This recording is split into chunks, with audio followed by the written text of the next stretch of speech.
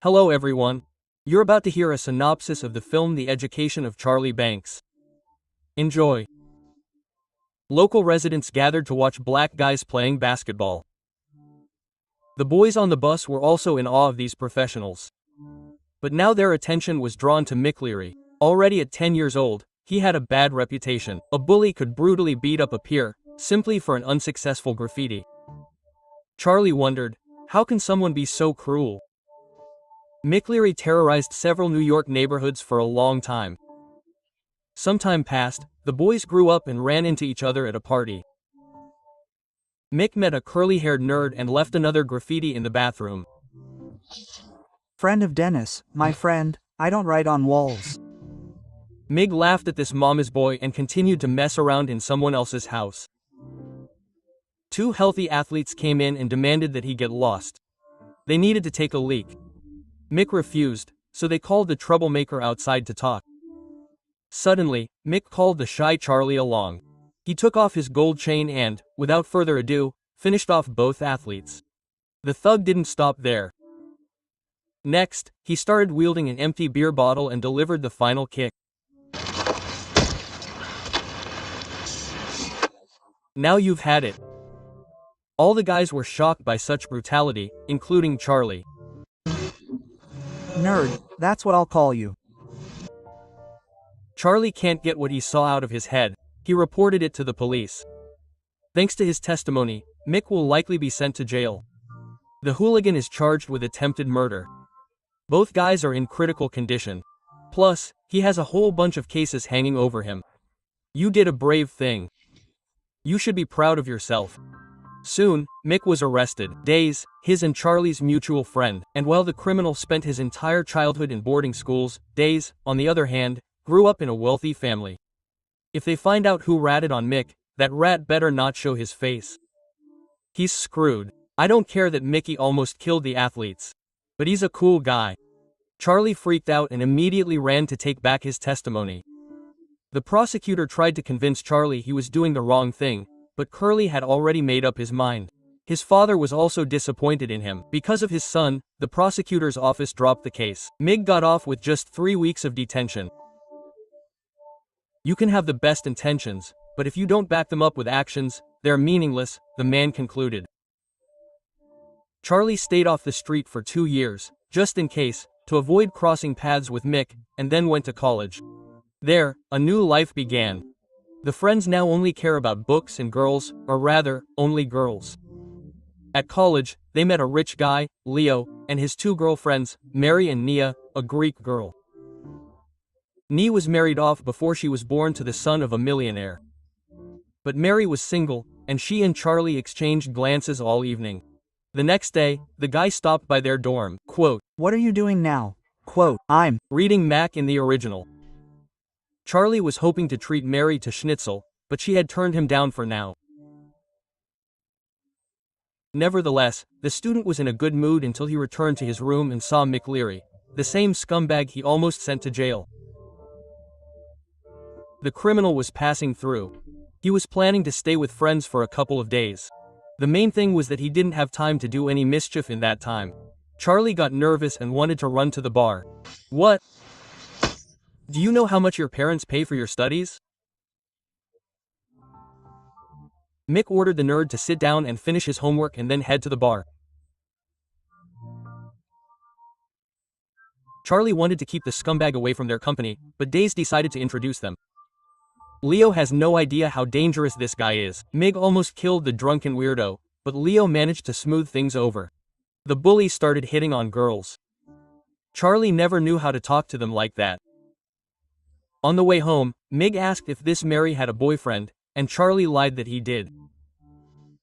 The bully didn't understand half the words he heard from the educated girl. After all, he didn't even study properly in school. Mig can't sleep at night. antisocial behavior. It turns out they write books about me. Go to bed, I beg you. Charlie, for obvious reasons, also has insomnia. In the morning, he escaped the room, but Mig found him and invited him to sit next to Mary. The girl invited them to look at her photographs. Charlie appreciated them and compared them to the works of famous photographers. Mig also had something to say. Who are these jerks? Ordinary people. Mig offered to take a photo of him and Charlie and took the opportunity to beat him up and strangle him once again. He doesn't give the student any peace during basketball practice either. Mick challenged Curly to a one-on-one match, and Charlie beat him to the punch. The bully didn't like that. They were just studying the book, The Banality of Evil, in class. The teacher asked for examples of similar phenomena. Snitches, because they're traitors. A snitch simply complicates even the simplest task. Now Charlie became even more tense. They struck up a conversation, and the student asked a couple of questions about Mick's difficult childhood. He grabbed Charlie by the throat, but quickly came to his senses. The tension between them was growing. Charlie even told the bully to off. That evening, Mary asked him about their new acquaintance, but Charlie wasn't eager to talk about that jerk. Meanwhile, Leo dressed Mick in his expensive clothes. No one would have guessed. About what? That you're not the son of rich people from Connecticut. After the fitting, Mick unexpectedly had a nice chat with Charlie and taught him how to bluff well during a game of poker. On the way to the dorm, Mick disappeared into an alley to take a leak. It was probably no coincidence that he did so just as a police car drove by. Before bed, Charlie saw Mick touching expensive clothes. He had never owned anything like them. In the morning, Charlie was hoping to study with Mary in the library, but his place had already been taken by a moment. Out of habit, the bully began outlining everything around him with a marker. He bragged to Charlie about how he had charmed this nice girl. Leo invited the group aboard his private jet. Mick had definitely never seen anything like it. Afterwards, the rich man brought his friends to his luxurious mansion. A friendship blossomed between Charlie and Mick. Rebel invited Squishy to go play croquet as well. The bully fit right in with the group. They had a great time. Charlie's day ended wonderfully. He and Mary are sitting naked in the jacuzzi. The guy blushes and tries not to look at her breasts. The couple cooed sweetly until a moment passed between them. He immediately hugged Mary, and Charlie returned home empty-handed. The girl was happy to give herself to the bully that same night. A satisfied Mig came to talk to Charlie. Perhaps he even felt awkward in front of his curly-haired friend. In the morning, Mary hinted to Charlie that she was constantly choosing the wrong guys. Charlie himself realized he was no longer afraid of Mig. Before the students had time to return to college, Leo bought himself a yacht for $200,000. Charlie continued to feel sad and jealous on it. Well, then came the spring formal. In fact, it was Mig who insisted they go. He even rented a tuxedo. However, the rich man forbade the guys to pay the $20 entrance fee, so they snuck into the party through the back. Michelle helped them with this. She asked Leo to give her the key back, because she was at risk of losing her job. Okay, I'll definitely give it back to you, just later. Okay? Oh, please. While everyone was dancing, well, almost everyone, Mig dragged Mary into the dressing room. This really angered Charlie, so Mig decided to talk to him. The bully admitted that he liked living in such luxury. Why shouldn't he go to this college too? For some reason, Charlie suddenly confessed to Mick that he was the one who snitched on him a few years ago. He no longer wanted to hide the truth from him. Mick didn't have time to react. Their attention was distracted by the weirdo who had climbed onto the roof. His classmates were going to help him, but, alas, the students still fell. Mig almost went after him. Fortunately, Charlie firmly grabbed his leg and helped him back up. The bully admitted that his whole life flashed before his eyes. On the way to the dorm, Charlie wanted to continue their conversation, but Mig simply hugged him. Curly is a real hero to everyone today. When the rich kid was out with his friends this morning, a distressed Michelle ran up to him. If you don't give me the key back, I'll get fired, and I won't have anything to study for. You see, Leo turned the girl down, claiming he gave the key to that weirdo who fell off the roof. His friend said he was being mean, and Mig suggested the rich guy take the blame. He'd steal the key himself. He'd definitely get away with it. Leo told Mig not to act like a noble savage. The girls stood up for Leo. Mig thinks the rich kid behaved like a jerk and deserved to be beaten.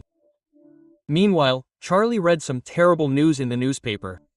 A man was beaten to death in a bar in their neighborhood. The attacker finished him off by jumping on his head. Sounds familiar, doesn't it? It happened the day before the MiG arrived. It turned out that all this time, Dee didn't know his friend was the killer. MiG himself, of course, claims it was self-defense. He told Charlie his version of what happened. When I went to the bar, I didn't intend to kill anyone. I swear. MiG suddenly admitted that the last few days seemed like a dream to him. He goes to classes, reads books, and dates a girl. This is so unlike his life. You know, this is the first book I've read from start to finish. Charlie, what should I do? MiG asked. What would you do? But Charlie remained silent. The killer ran into the library to talk to Mary and explain why he beat up Leo. But the girl drew the line. She's no longer interested in him. Charlie thinks he and Dee and I should do something. A man died, that's no joke. But his friend doesn't understand what Charlie has to do with it. Is he responsible for Mick and his actions? Nia came up and told him that Mig had beaten Leo's ass. Charlie started looking for Mary to make sure she was safe. Meanwhile, Mig got drunk and got worked up. Charlie learned from a drunk Leo that Mary had gone to the liquor store. They were planning to sink his expensive yacht today. However, Mig found her first. He grabbed the girl and demanded a second chance.